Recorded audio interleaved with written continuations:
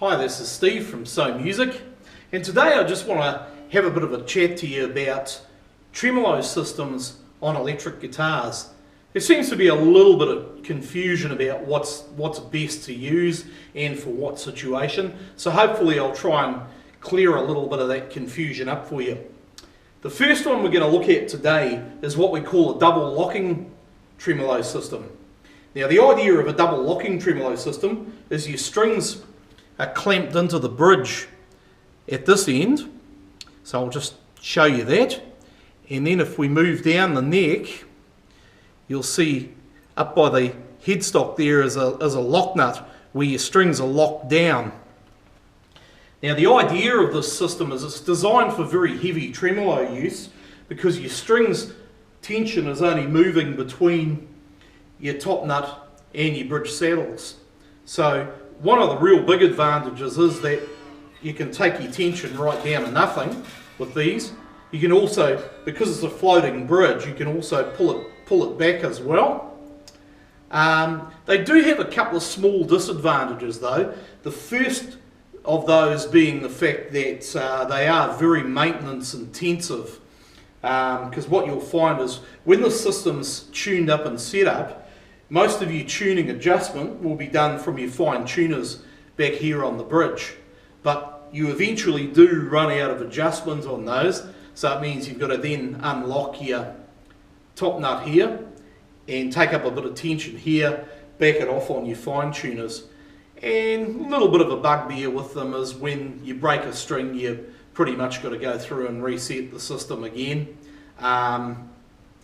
These, I'll just show you the back of that too. They operate just on your springs there, which pull your bridge backwards and forwards there. A couple of the other tremolo systems I'll show you operate on a similar sort of spring system as well. This system, of course, was designed back in the 1970s by a gentleman named Floyd Rose. So you'll quite often hear it referred to as the Floyd Rose system. The next one I'm going to show you is a tremolo system that was originally designed by Fender back in the 1950s. Now, this is what we call a standard fulcrum tremolo system. So I'll just bring that forward just so I can show you the bridge there a little bit. Now here, you've got 6 fulcrum screws and your bridge pivots backwards and forwards on those fulcrum screws. In the back, they have the same spring system as you saw on the double locking tremolo system, but the other thing with these is they don't have the lock nut at the top nut. Now, you've got a couple of advantages with this kind of system. One is that they're very, very maintenance free. You can set them up and pretty much forget about them. So very user friendly in that respect. The other advantage is that you can, if you want to use the guitar as a fixed bridge guitar and not use tremolo, you can actually lock the bridge down to the body and just play it as a fixed bridge guitar. The third one I'm going to show you is a variation on the fulcrum tremolo system, but instead of having your 6 fulcrum screws at the front of the bridge, your whole bridge pivots on 2 posts, much like your double locking system that we saw. The only thing is this one doesn't go backwards. The other advantage with this one too, again, reasonably maintenance free, and you can of course still lock that bridge down to the body and use it as a fixed bridge guitar. And the last one I'm going to show you is what we call a tailpiece tremolo system.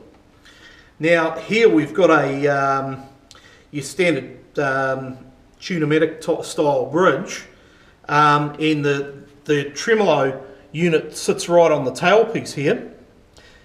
Now this system originally was designed by a company called Bigsby back in the 50s.